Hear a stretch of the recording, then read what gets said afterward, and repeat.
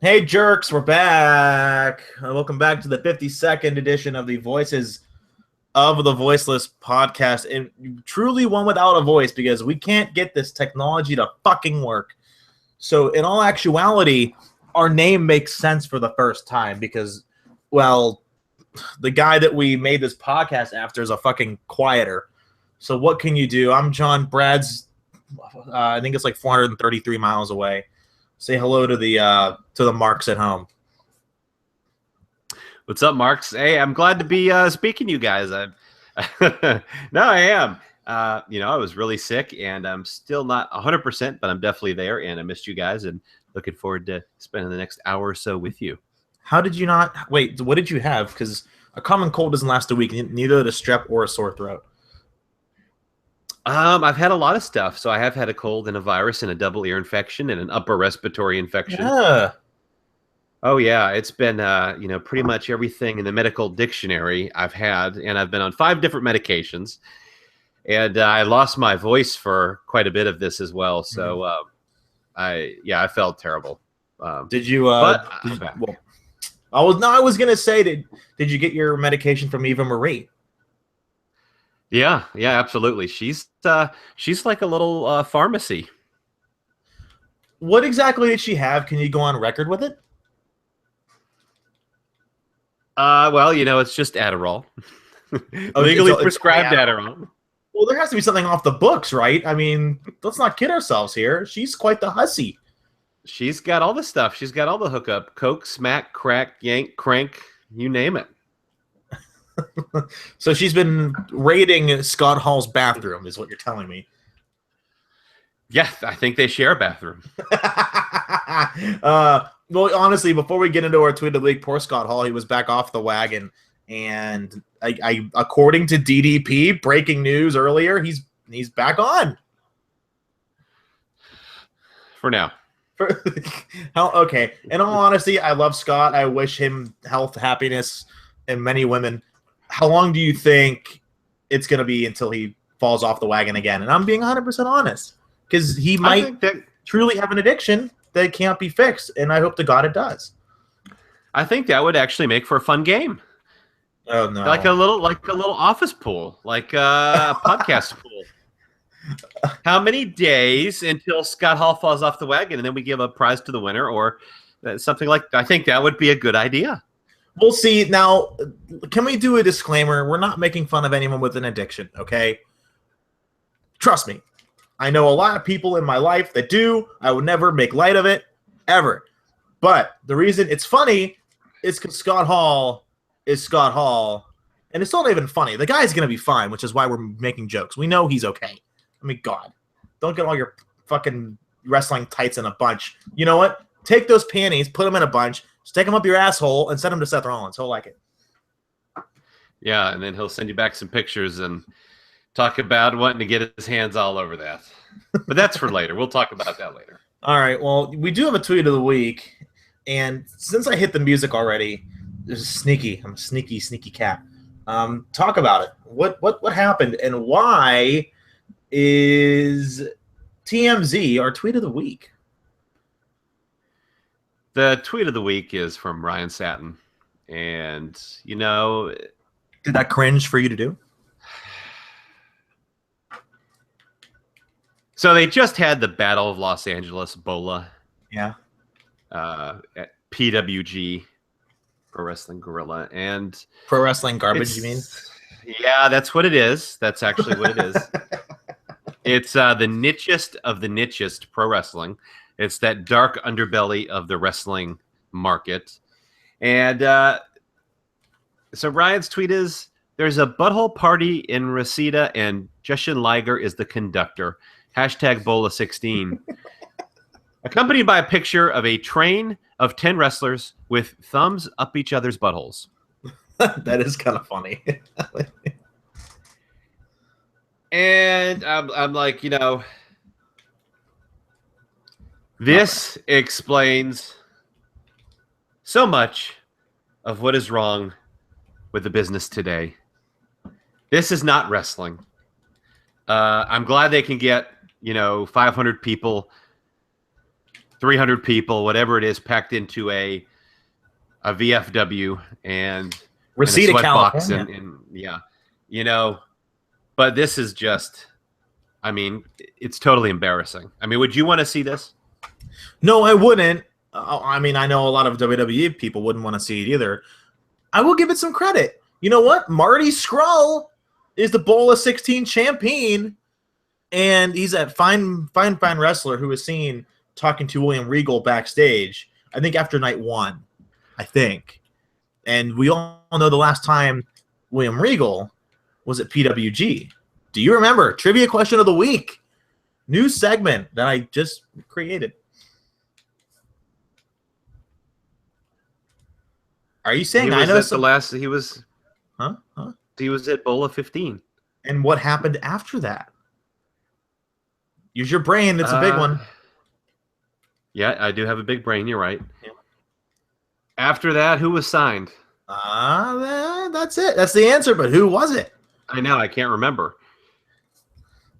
You know, sometimes when it begs, we have to answer trivia questions by song, and when it's a good one too. And just to piss Brad off, I'm going to do it again.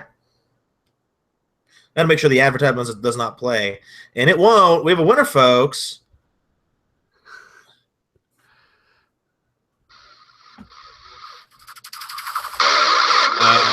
Yep.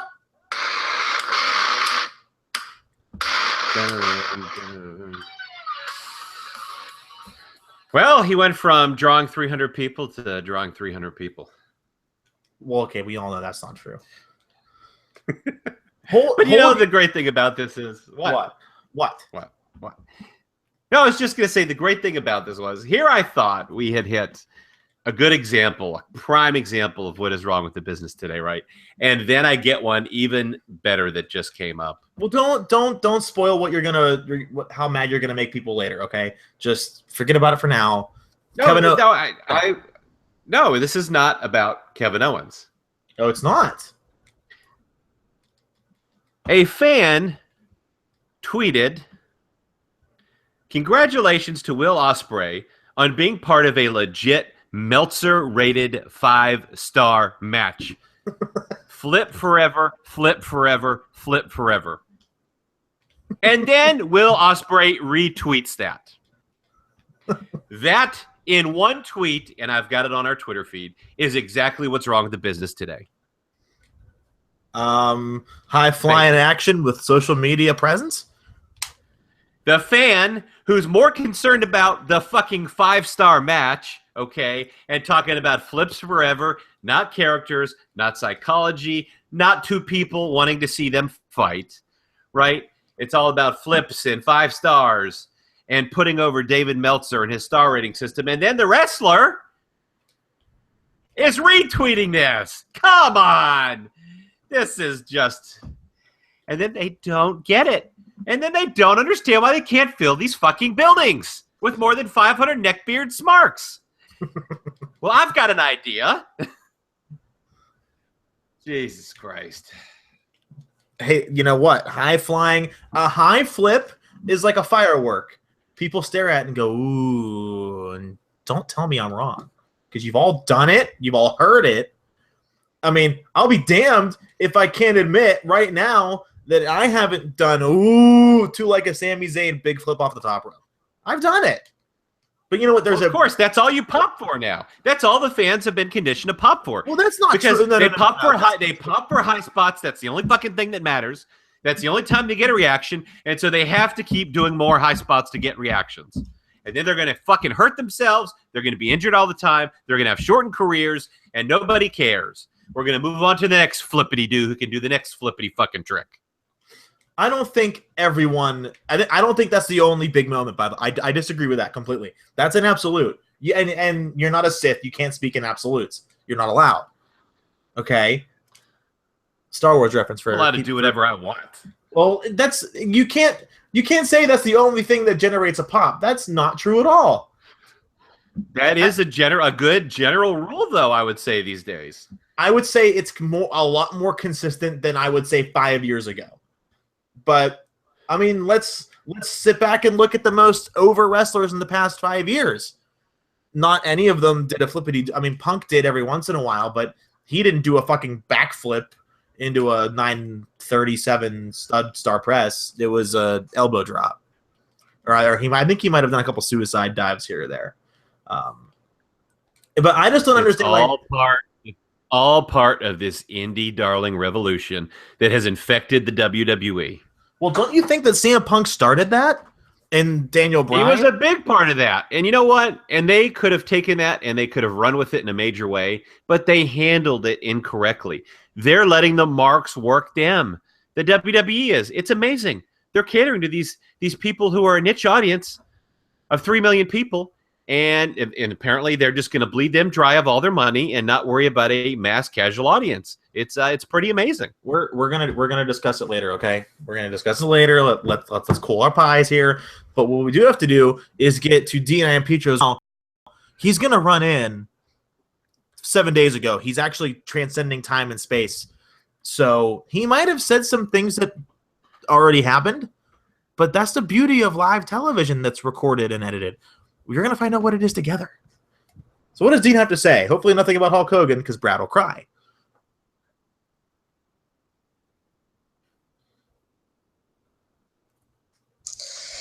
Brad. I'm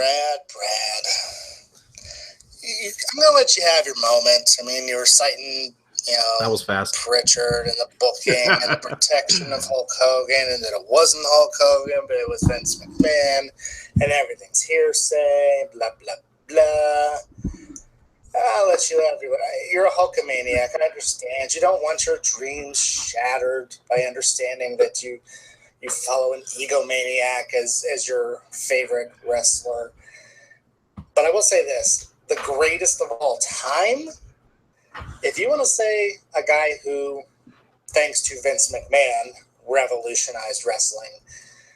Okay, if you want to say one of the greatest draws of all time, okay, but greatest of all time, I think Bruno Sammartino and Rick, by God Flair, would have something to say about that. So, as I do my little run in here, why don't you just kind of sit off in the corner, say your prayers, take your vitamins, believe in the power lying in the palm of your hand and in Hulk Hogan, whatever. Enjoy your red and yellow Kool-Aid. Now, this week, we're going to talk about injuries in WWE and what they need to do. I was never a proponent of banning moves before. I didn't like it, actually, when they banned the pile driver, except for special occasions. Like the Tombstone with The Undertaker, but a lot has been made this past week of the buckle bomb and the injury to Finn Balor and previously the injury to Sting. And I actually agree in principle this time that if there's a move that should be knocked out of the way, it's that one. I'm not sitting here saying Seth Rollins is a reckless wrestler by any means, but he is. That move. Apparently, they just haven't figured out a good way to execute it and for the wrestlers to protect themselves properly. And so I think in that instance, they need to get rid of it.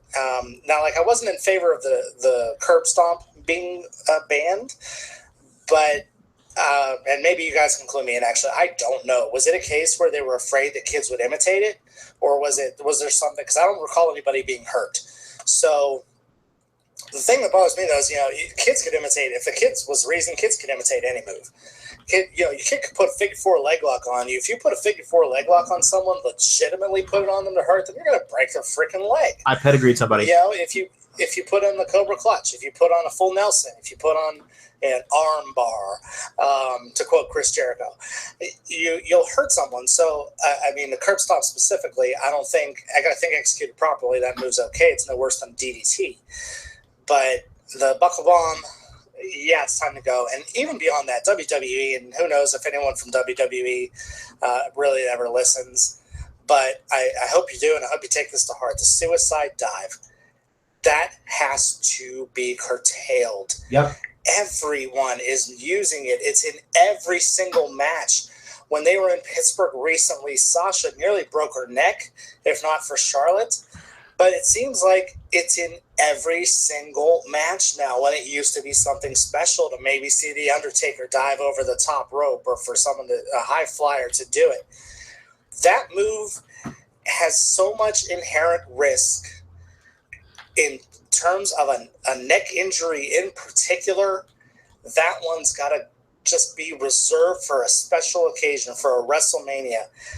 It's something John and I were kind of talking about, and I agree with John to a degree. These guys are doing spot fests, and they think they're doing it because they have to for us to be entertained. I don't need that to be entertained in a match. I don't need a spot fest to be entertained in a match. If you do spot fests, those spots don't feel special anymore, and they eventually do lose their meaning. There are ways to have Great point, Dean. matches without putting yourselves at risk. And frankly, at the end of the day, I don't want to see another wrestler lose their career because of one spot in one match. That's Dean Iampetra. I'm Dean Iampetra with the Weekly Running. Not bad, huh? Not bad at all. I never trust a guy to give me his top wrestler of all time when he doesn't know his own name. But I will say this. Bruno was great. Ric Flair was great. They wouldn't be on my Mount Rushmore of wrestling. I think they're two of the all-time great legends, but they don't make the top few for me. Anyway, that being said, I totally agree. It's oddly enough, we were just talking about this. I was, the spot fest, and that's all it becomes about. And I completely agree the Buckle Bomb should go, and I completely agree that the suicide dive should go. It's turned into an every match spot. You see Big E out there. He's going to fucking kill himself. The guy's 300 pounds. Yeah, that's he should not more be doing a dangerous, suicide dive. especially over the second rope. Doing it.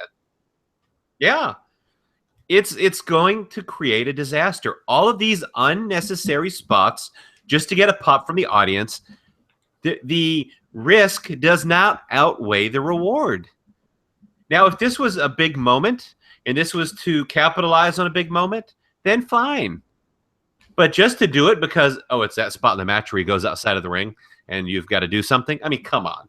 That's just, that is lazy. And you are conditioning the audience, again, to appreciate a spot fest only.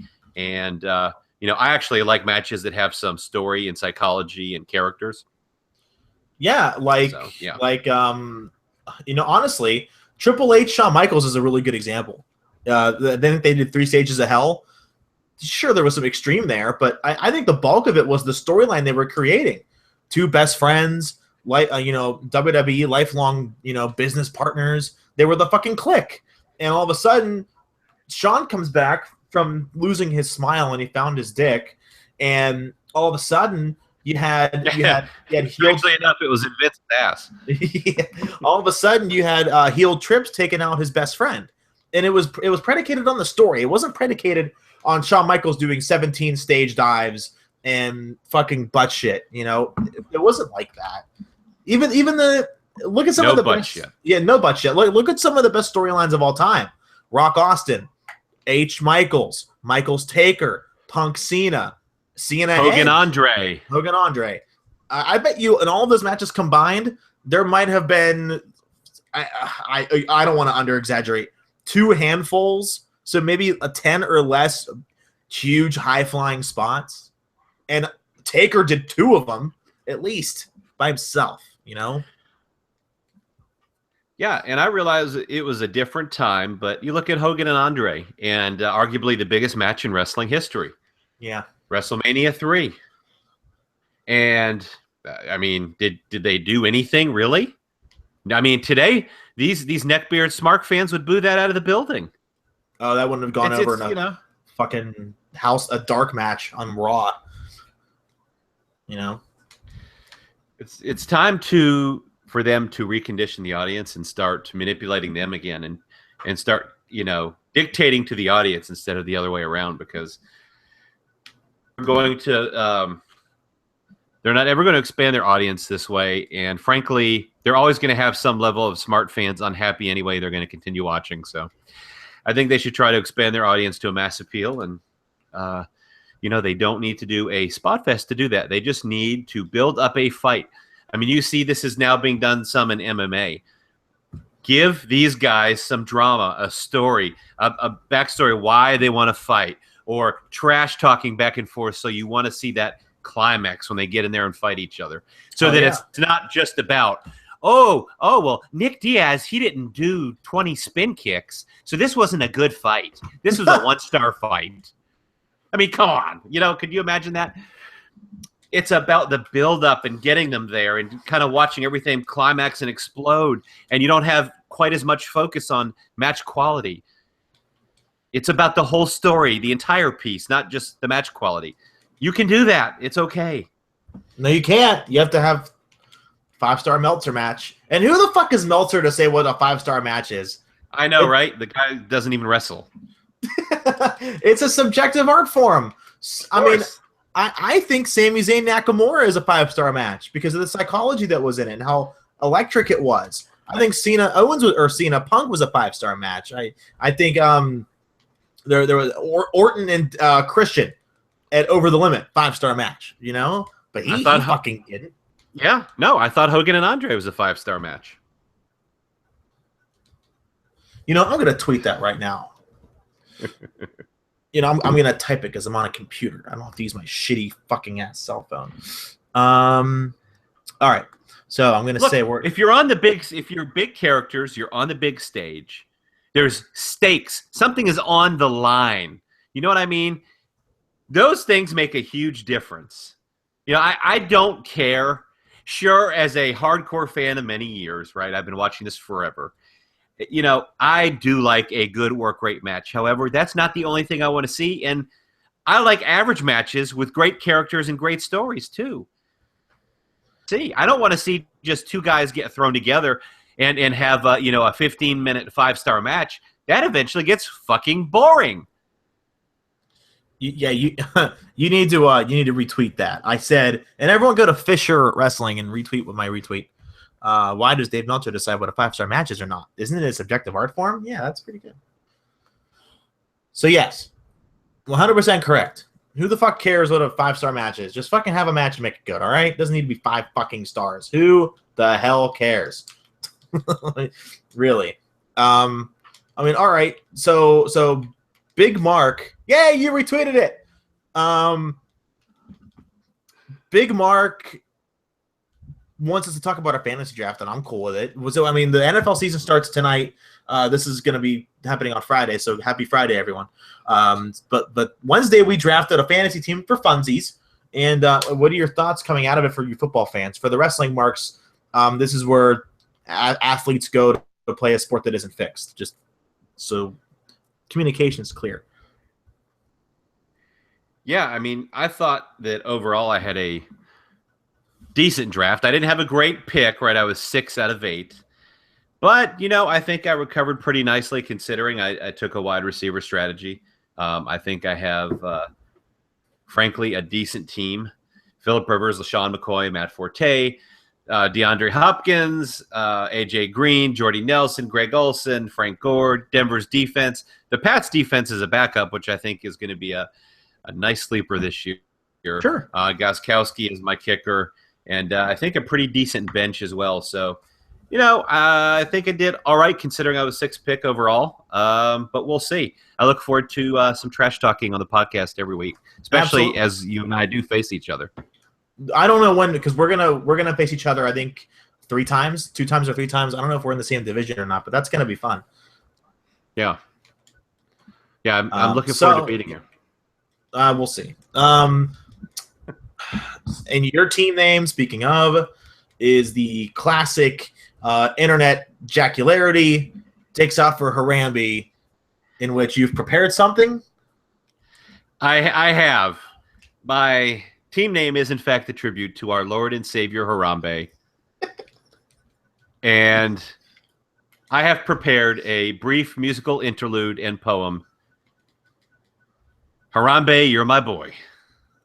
No. Roses are red, violets are blue. Harambe died for our sins, but it should have been you.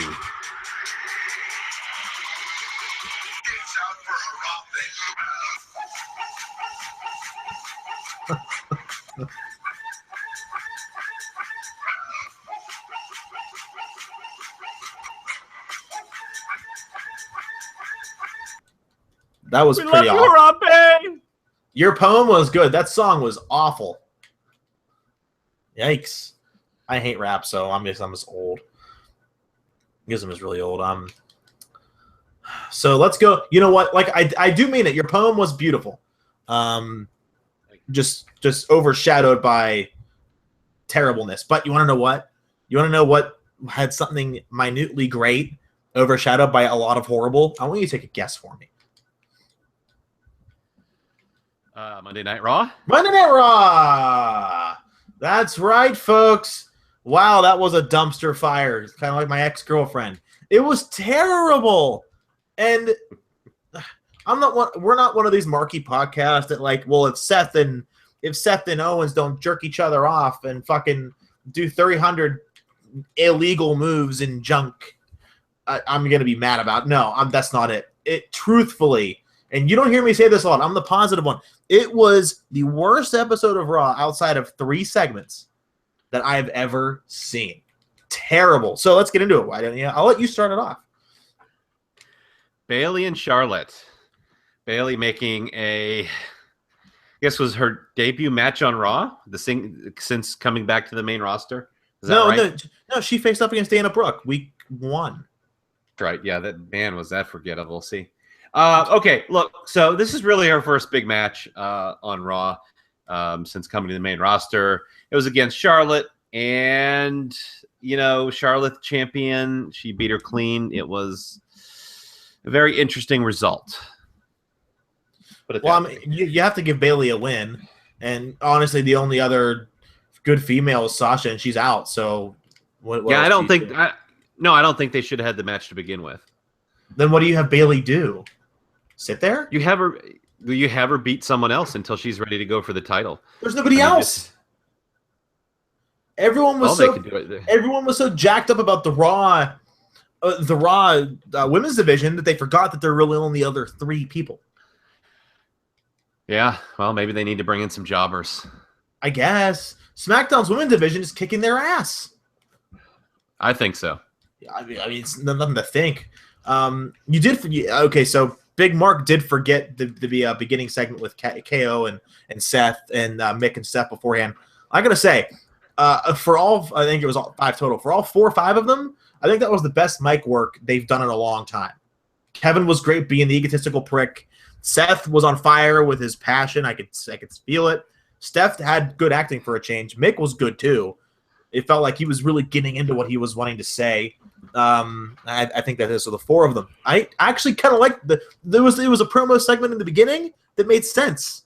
I liked it. They addressed Triple H, not enough, but they addressed him. They addressed Seth and how mad he is. He babyface turn. Hello. I thought it was very well done. Yeah, I wouldn't go that far. I mean, Seth obviously is passionate. He's got a passion in his pants, and he's not afraid to show it. I guess. But, look, it just didn't quite hit the spot for me. I will say I was very glad to see Kevin Owens turn on the fans and, say, hey, stop trying to steal my moment with your "you deserve it" chant. That's what a heel should be doing. So kudos to him for actually doing something that a heel would do. But the whole thing was just illogical because it centered around the fact of, Triple H getting involved and giving him the title, yet that was not part of the segment here whatsoever, so it made no sense. There should have been some storyline continuity. The last time we saw Raw go off the air was Triple H helping Kevin Owens wins the title. In the air, there's Kevin Owens, there's no Triple H, there's no talk of it. It made no sense, so I didn't like it for that reason. Did you like Seth's mic work without saying a dick joke? Seth is boring on the microphone to me. Yeah, I liked what he was saying on Monday. I do. I thought he was clearly he was acting. It was a good acting job by Seth Rollins. And everyone's good with their opinion, but I mean, I don't know how you don't see it that way. I mean, they had their chance to make him a face. It was the perfect timing when he came back from injury. It was perfect. The fans are begging for it. Agreed. The problem is these dumb shits don't adjust to the audience, right? When the audience is trying to tell you who they want to cheer and who they want to boo, take a hint, dude. I mean, it was so obvious this guy should have been a face when he came back. It's so obvious that Kevin Owens, they want to cheer him. He should be a face. Roman Reigns should be a heel. I mean, it's just kind of this bizarre alternate universes bubble where they don't seem to get these guys over, and they put them in the wrong roles because they just don't know what the fans want. Mm-hmm. It's just so weird. I just don't understand it. And so now they're trying to pull the trigger on the Seth Rollins face turn, and that's fine. But it's just like a lot of other things they do. It's past the time when it should have been done. Hopefully it works out. I guess we'll see. I guess you're right. I guess we'll see. So Bo Dallas came out, sort of a new gimmick, not really. He squashed a local jobber and said believe in Bo and walked away. This comes after he gets thrown off a plane for being too drunk. So what's the deal? Yeah, the deal is just as I suspected. I had tweeted about this on Monday during Raw. One of our listeners asked me about it, and basically, to make a long story short, they put Bo Dallas over like a star because he's going to lose to Ben Wang this weekend over in China. And so they wanted to make it mean a little something. I don't think it does. But just a very odd move here. And then, of course, Meltzer, I think, confirmed that on the Observer or something on Wednesday. I had already suck it, Meltzer. I'd already come out with that. God damn, pal. So it's fine. It is what it is. He's going to go back to being a jobber with the social outcast or whatever the fuck he's doing, and nobody cares. And he'll go back to getting thrown off of airplanes. Well, maybe. We have some a little interlude. We have some response to my tweet from the quite popular James Vanderbeek, very good with memes and wrestling opinion. I respect it greatly. He said, that being said, which he proceeded that with, it's his opinion, not fact. He has a very educated opinion, and he is typically right on the money. So, thought that you should know. People are responding. Well, that's good. They can respond, and you know what? He really, his opinion means no more than anybody else. I hate to break it to all of these wrestling fans who view him as some sort of a god above everybody else. I agree. Breaking news, Marks. Breaking news, Marks. You're right. I kind of do that sometimes. Seth Rollins, and then we already talked about it as a parent face turn. It was a long time coming, and it probably should have happened sooner. Well, now he should actually be turning heel after what we found out with his most recent sexting scandal. Now he should be a heel. Now he should do another turn. Oh, jeez. Let it go. Seriously, let it fucking go. I don't know what to do with you anymore. Sheamus versus Cesaro match 3. I'm going to be 100% honest. I fast forwarded. I really did. I didn't care. Well, they okay. Well, everybody probably fast. Let's just be honest. And I've said it before. Nobody wants to see this. I mean, people can act like they love Cesaro on the internet, right? But he has really no charisma. He's boring other than he works a good fake fight. And you pair him with someone who's a clone of him, an okay worker, not as good of a worker as Cesaro for sure. He has a tad more charisma than Cesaro, but very boring. People don't like Sheamus.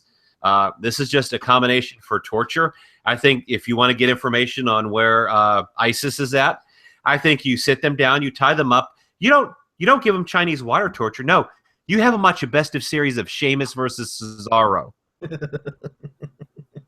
I guarantee you those motherfuckers are going to talk. They're going to tell you where that goddamn Taliban is at. Boy, I would hope so. That'd be kind of cool. Yeah, and so they had the third match, and of course Sheamus goes over. He's up 3-0. The ultimate predictable, which is going to happen, and I said this would happen already. We both called this. Yeah, both called it. Cesaro will win 4-3. He'll win the final 7th match on pay-per-view at Clash of Champions. But Cesaro won in the UK at a house show. It's 3-1. They have a couple of Raws left where he'll wrestle Sheamus again, and then they'll have the, I guess what do you call it, the rubber match. So yeah. Predictable. Shining Stars and Enzo and Cass. For some reason, the Shining Stars are still there. They're a thing. And they actually beat Enzo and Cass. For some reason, I bet you that you like this. Well, here's and not necessarily. I mean, here's what I liked about it. I liked that they're trying to build another tag team. These tag teams just have no direction, it seems. There's no direction for the tag team champions, really. There is no real direction for Enzo and Cass, which is just absurd, especially considering how over they are as a team. The Shining Stars, they're trying to do something with them. I like that. But, it's just kind of nobody really cares. And Nope. to kind of have them beat Enzo and Cass, I just thought that was probably not the best move. But, whatever. You've got something hot in Enzo and Cass. I don't know why you just let two job guys beat them, but it is what it is. It's whatever. Yeah, I can't put it any more clear than that. You're right. The new Old Day. Do we have to talk about this? It was. We don't have to go into detail. I'll Good. just say it was atrocious. It was fucking embarrassingly bad. Yep. I really want to know who thought that was a good idea. Honestly. Oh, that definitely that had Vince McMahon all over it to me. Yeah. I really felt like that was a Vince segment. I think you're right too. Yeah. Like that was fucking awful. What were they thinking? I don't know. Yeah, and it's and they keep going with Gallus and Anderson doing this old fart bullshit with balls and farts and old. It's like, god damn, these two were a killer tag team in New Japan, and they've literally turned into a fart and dick joke in WWE. Stupid, dude. I can't stand it. I just can't. I don't know what to do anymore. Oh well. Braun Strowman versus Sin Cara. The motherfucker wins by countout. Why? This was just incredibly stupid.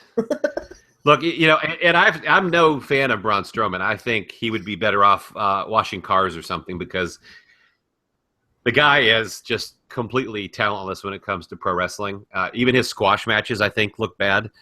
I think he's terrible in every way. He's a nice guy. This is not the nice guy wrestling federation, so that doesn't really matter. But it's like you're building him up with these squash matches. Someone on the main roster who, let's face it, is a jobber. And then they let Sin Cara get in a ton of offense in a competitive match, and then Strowman wins by countout. Now, that is not how you build the monster that's unbeatable, by the way. No, you do not. Very stupid booking here.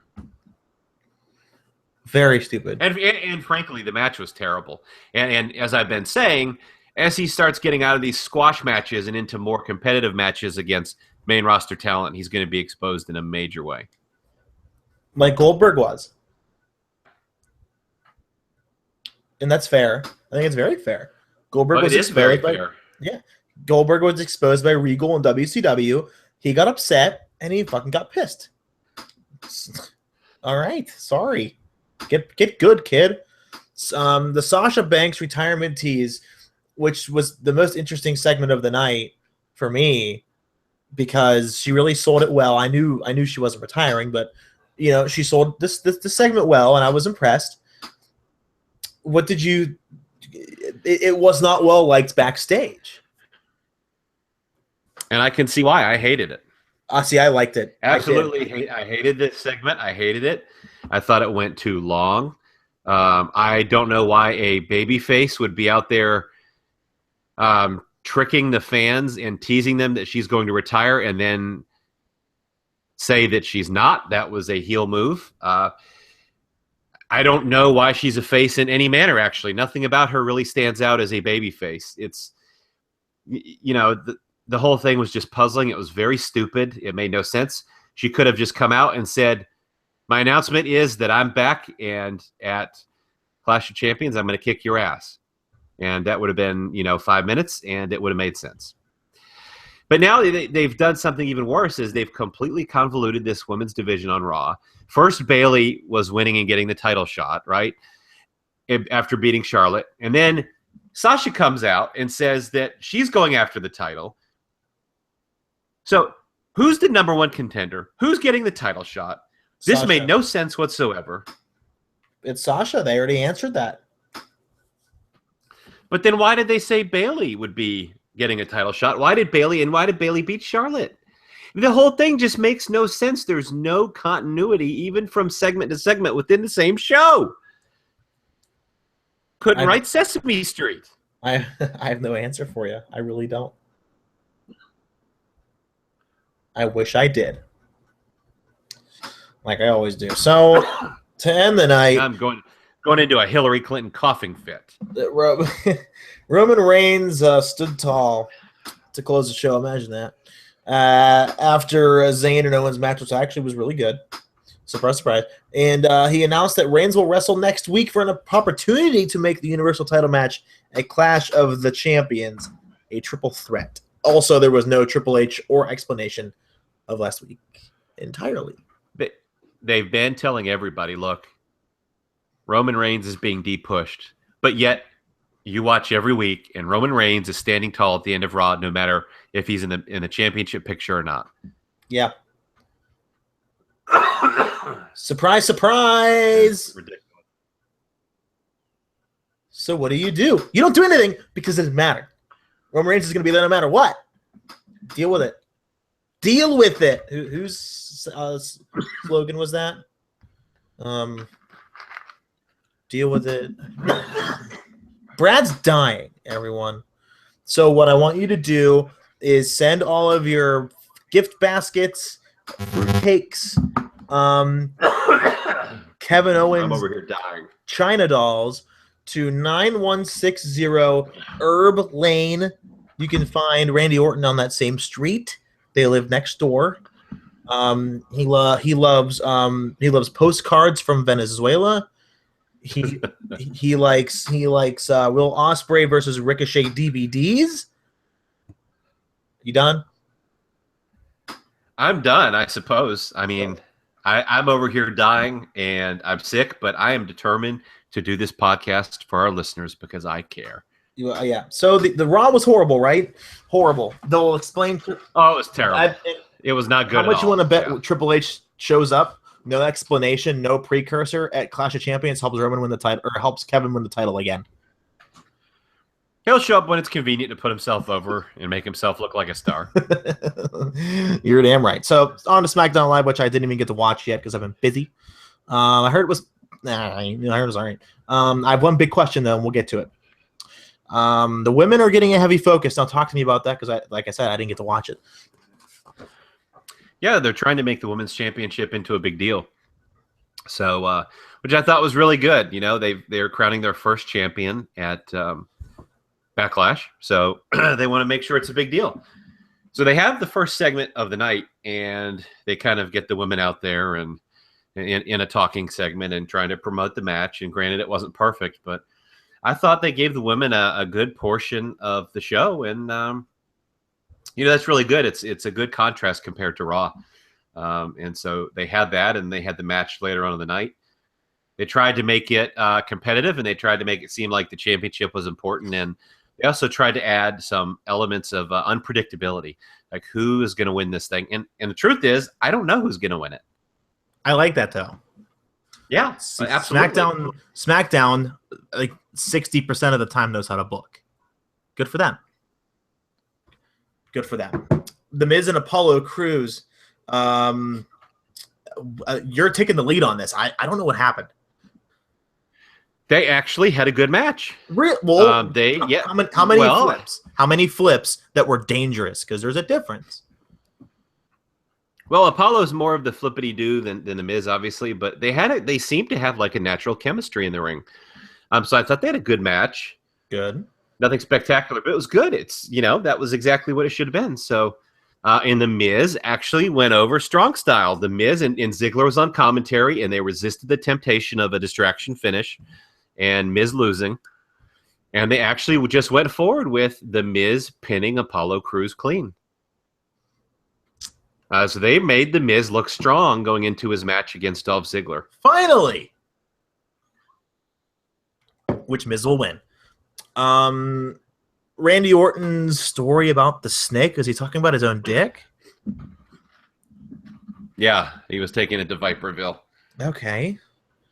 This is a story. Yeah, okay. Yeah, well. All right. Basically, all he did was retell a Jake the Snake Roberts promo. Oh, well, that's good. Except he didn't do it as good, obviously. You can't. You're not going to repeat a Jake Roberts promo, basically, and make it better, but Story about the snake, and the snake lets the guy come and get his prey, and then he gets both of them, and blah blah blah. So it's really, I mean, it's really good. Of course, Jake Roberts does it much better, but you know, and a lot of people listening may have had no idea it was a Jake promo. But I thought Randy did a nice job. He had some elements of Jake, like he can hit that delivery pretty good. I thought he did, but kind of building it up, making it a little crazy, and Randy will win. Yeah, Randy. Yeah, that's what I was going to say. Randy's going to win. So, yeah, and there are 2 abominations coming up.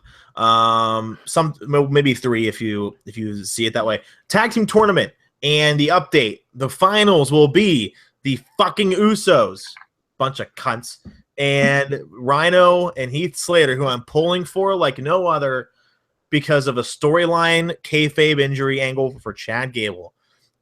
It's okay. I understand from a writing perspective why they did it, but it fucking pisses me off. I get it. Yeah, I mean, honestly, I would say just have patience and let them chase the title. Ultimately, I think in the big picture, that's much better than just bringing them right in and having them do a Finn Balor, win the title right away. Mm-hmm. They'll get their shot. I think the Usos are much more fresh as heels. I think they're much more natural. It's much better in that role. I hope they drop the face paint, all the silly kitty shit, and we get to see a more aggressive Uso team. Yeah, maybe so that'll be good. I still fucking hate them. Oh yeah, I mean, it's not like I'm going to go buy tickets to see him tomorrow, but nobody will. Yeah, no. Yeah. Well, unfortunately, I think I will be going to. I've already bought tickets. I think I will be seeing them not tomorrow, but the day after. Oh well, have fun. Who are you going with? I'm going with a friend from work and who's been a longtime fan. Well, he's a fan going back to the Attitude Era, basically, and he's what you would call a casual fan. And he hasn't really been very consistent on the current product. I cannot wait for his assessment. Me either. So I've already introduced him with some video clips to Baron Corbin and some of the guys. So it'd be, of course, I had to put him over. But so it'll be very interesting to get his assessment of everything. Yes. Well, SmackDown Live didn't put Baron Corbin over. We're on the show. Man, that was... Yeah, he should have beat up all the fucking writers. That's what I would have done, bullied him a little bit. Kane chokeslam Fandango. And as Big Mark put it, seriously, this segment is on, but no Corbin. It's like, seriously? Yeah, they have to have Fandango on by himself with some plant from the audience doing a salsa dance, and Kane comes out and does his little... And this is, I guess, the new Kane gimmick, is he just interrupts stupid stuff and chokeslams people. Well, see, I'm not upset about that. I think that's pretty good. He should have just chokeslammed everyone on Raw. Kane he looked like he had a hard time walking, and he's just out of shape. And Jesus, it's really time for him to pack it in. Now, maybe he puts over Corbin on his way out. I think that's what he should do. Maybe at WrestleMania, maybe. And last but not least, Styles. No. What? Corbin needs to be the champion. Corbin needs to be the champion by then. Yeah, of course he does. A match with Kane. Of course, sure. Styles and Ambrose squared off for one last time before Backlash. I heard Uncle Dean is back. Is that true? A little bit. That's nice. Real nice. So we'll see what happens. I was told from people that he was Wacky Dean again.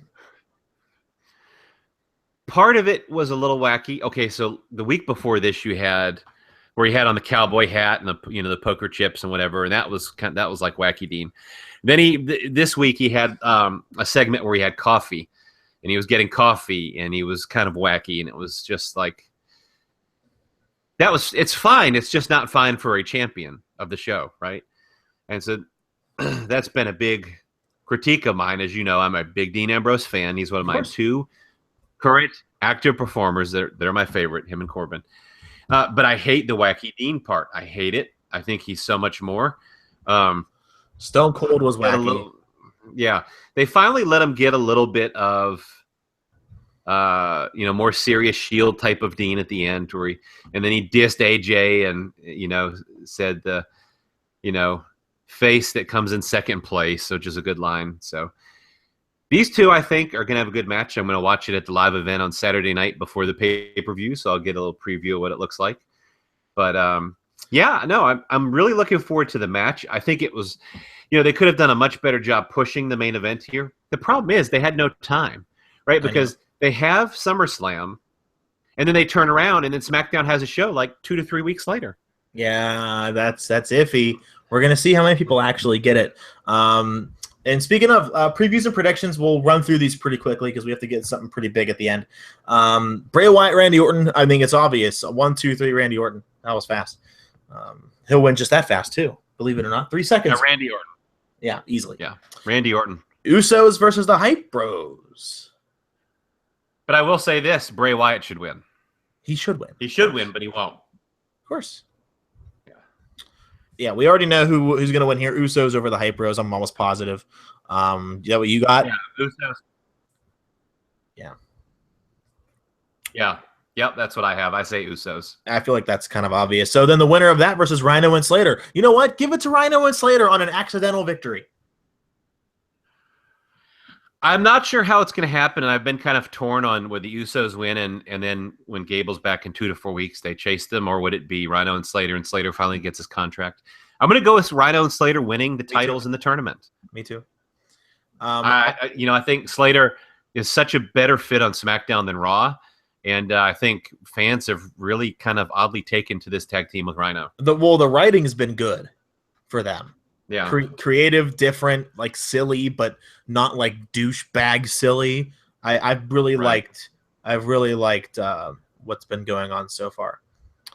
It's the 6-pack challenge. They're kind of new women's champ. No, all right, everything. So she would have had my vote. It's not going to be Becky Lynch as much as I'll cry about it that night in the shower. Nikki Bella is my pick. I give it to Nikki. It's very interesting. I have no idea what they're going to do here. Isn't that a good thing though? I think it's a good thing. Oh, it is. I'm gonna say Nikki Bella, but that's just kind of like a money pick. I mean, I don't really know. I'd like to see them try something different. And like Carmella, people don't like Carmella, but she's making you mad. Not you, but she's making the public mad. Mm-hmm. And it's working, I kind of like what she's got going on. Fucking Alexa Bliss is always impressive. I really like her a lot. Natalya needs to just go blow what's the old blow salt something, fucking kiss a curb. I don't know. She's awful.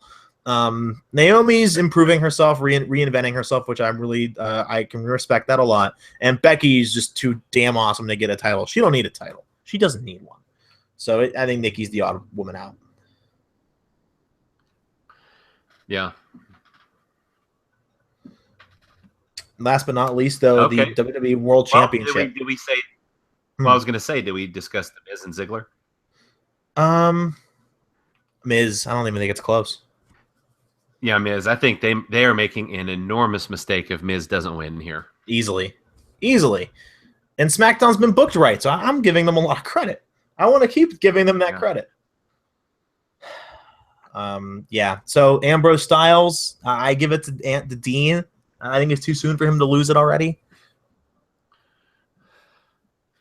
I think right now the Vegas odds are on AJ Styles, and I'm just not completely convinced. No, not yet. He'll win it, but I wouldn't say just yet. I think just because it's only been what, like I said, 2 to 3 weeks. They have had no time to really. I kind of feel like the next pay-per-view for SmackDown would be AJ and Dean again. For the reason I'm going to say Dean wins. I'm going to go against the Vegas odds. Yeah, well, Vegas odds in fake wrestling. I mean, it's like Vegas odds in the NBA. It's all fake anyway. It really doesn't matter.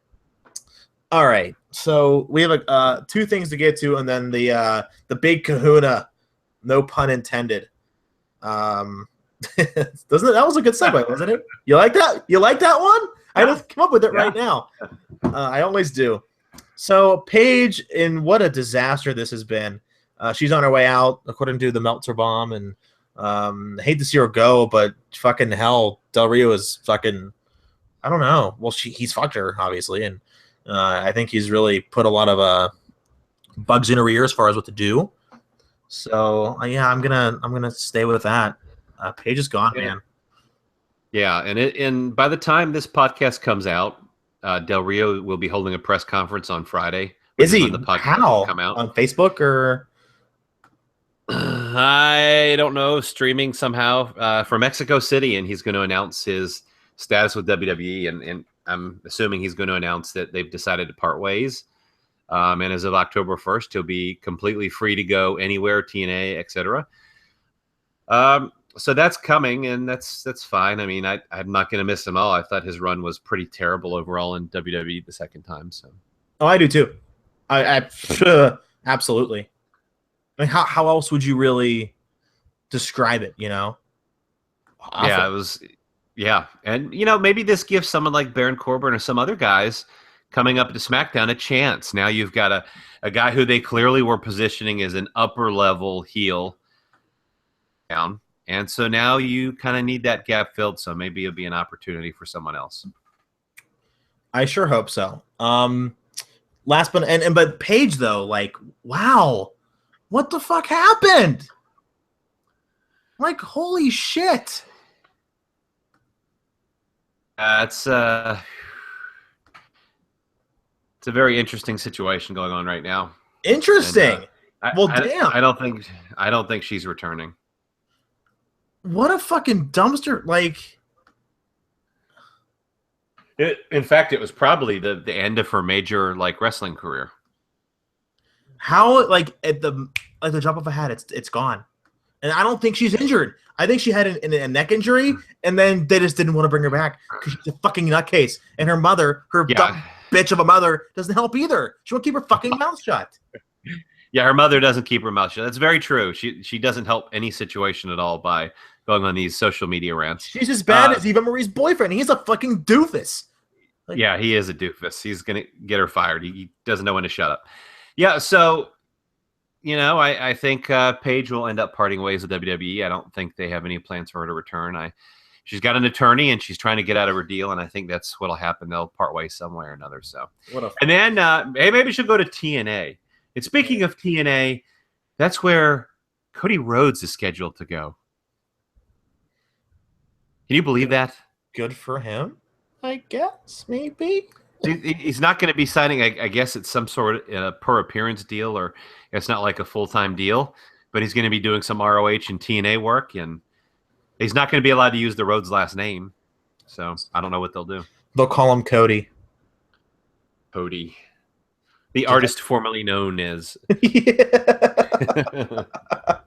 Oh, breaking news, Brad! What?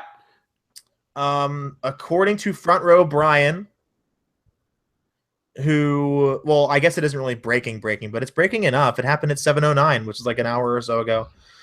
Real Page WWE has quit WWE this week and has hired legal representation, which he said the latter of that. The issue with Paige is that she has a contract with WWE that extends out several years. That's a major point of contention. But let it be known, and Front Row Brian, very, very reputable MMA writer, has been right a lot, said that she has quit. Yep, that's very believable. Yeah, I think that's why she hired the attorney, to get out of her deal, like I have been saying. I mean, that makes total sense. It does. Wow, that's incredible. So moving to someone who's going to take I was going to say, who's going to take the Rampage?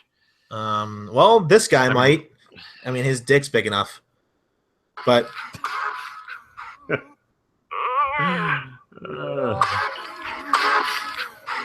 do you know the song? I do know the song. He did it again.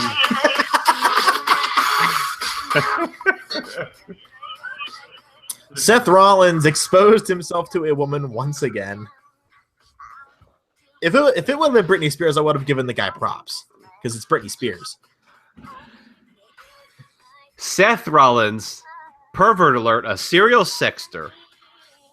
A serial sexter has a sexed conversation with what I can assume are ring rats. Maybe not. They're delightful women. So what was the dialogue?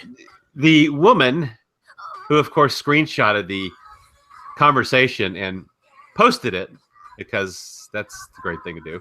The woman says, "Convince me." They're clearly in some sort of a sexual-based conversation at this point. Seth says, "I'm lying here in this big bed, and you're hot as fuck, and I want to get my hands all over that. Seth then proceeds to send a picture of himself laying in bed topless with his shorts pulled down, exposing his pube area. First of all, you got to manscape with a body like that. Come on, Seth. That's rule number one. Yeah, hello. Then he says, your friend is out of her mind if she passes on this. You too, actually. So he's actually trying to hook up with both of them. Yeah. Jesus Lord, this guy, you know. He did. He certainly did. Poor Colby Lopez. I hope they don't. You know, he didn't actually send his dick, so they can't get him in trouble. So, I hope Vince doesn't be like, oh god damn. First of all, Seth, size matters, and something like you're fucked. I don't know. So I think something's gonna happen. I hope not, but I don't know. I just don't know. I don't know. Would you bury him? Yeah. I wouldn't, because it's too important. No. Good. No. I'm having another Hillary Clinton coughing fit. I'm about to die. All right. So while he does, oh my God. While Brad coughs up a lung, yeah, you can follow him at the VOTV podcast. Tweet him, sleep him, breathe him. I don't know. Do something with him on Twitter. I'm not going to tell you what. Just don't pull a Seth Rollins. Be appropriate, 100%. 100. And you can follow me at Fisher Wrestling. I tweet about video games and pro wrestling. It's a fucking party, man. Come join. Facebook Wrestling News Hub, twitch.tv/JohnFish3. And next week starts a new segment. It is the John Fisher Love Power Hour. And we're going to diagnose a event that's happening September 24th that you want to have an opinion on. Trust me. You do. And I know Brad can't wait to hear it. Well, you don't know the half of it. It's going to be good. Yeah. Oh, wow. I can only imagine.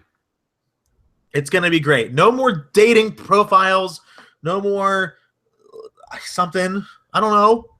I don't know any of them. Waking up next to a 5 out of 10 with your arm underneath her and you can't escape the bed. No, the last time I came home with a 5 out of 10, I puked 3 times on the way home outside of the car we were in. It was an Uber, and I just told her to go home. So I didn't do anything. Well, lucky me. It's a true story. Yeah, cut off your arm. Cut off your arm trying to get away. I almost did. For more stories about me, go to my Twitter or Facebook. You can. I'll tell you. I have no shame. But do you have anything else to say before we head off into the sunset? All praise be Harambe. Dicks out, everybody. We'll see you all next week. Dicks out for Harambe. Peace.